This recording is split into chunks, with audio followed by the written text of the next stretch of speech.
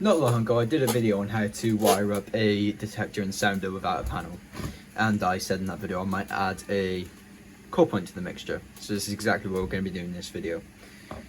My previous video I accidentally recorded the entire thing in portrait, which was unfortunate, but as a breakdown, we have this, which is our input, which usually should be 24 volts DC, but I'm running it off a 12 volt battery. We have in our detector, we have the usual L1 and L2 being powering the detector, and we have the sounder going from L1 to remote annunciation minus, meaning that when this detector is activated, this will receive voltage. Now, you may wonder how we're going to add a core point to this mixture, but it's quite simple really. We're just going to be doing the detector's job manually.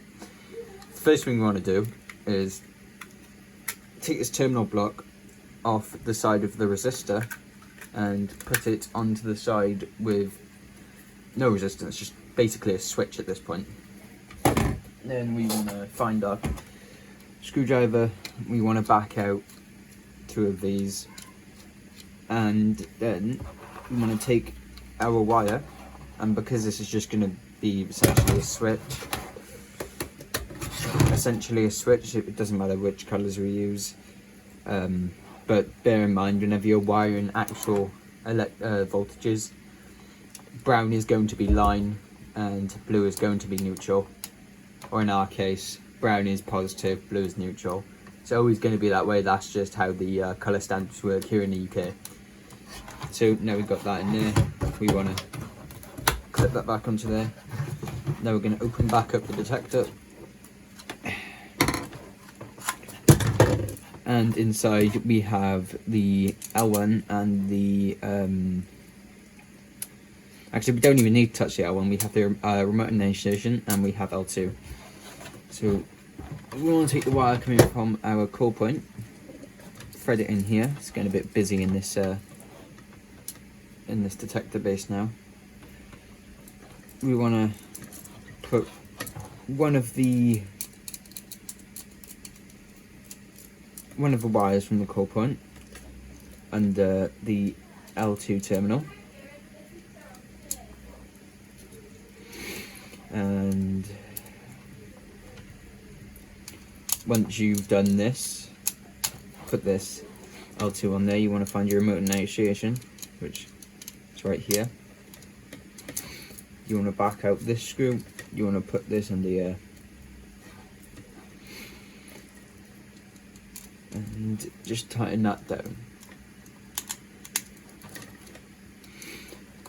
So what exactly this is doing is, normally when the detector is activated, how we wired it up before, when the detector would detect smoke and activate, it would bridge the contact between L2 and R minus, which is remote annunciation, usually used for an LED if this detector was above a drop ceiling. But instead we've used that to feed voltage to our rationing sounder over here. And what we're going to be doing is letting the core point just manually bridge those two contacts even when the detector isn't active. So now I'm going to take this and I'm going to find a battery, a steel one out of the Vigilon quickly.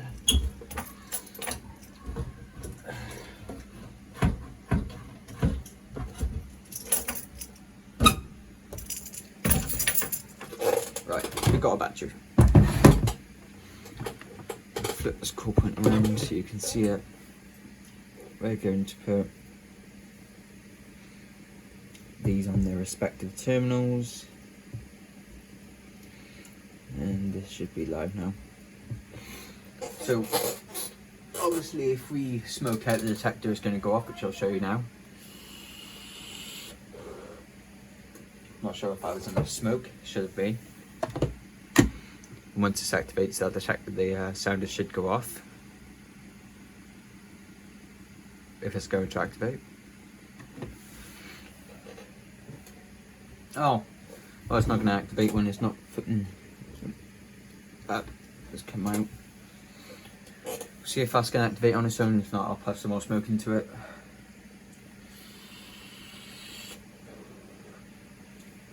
Hopefully that activates now.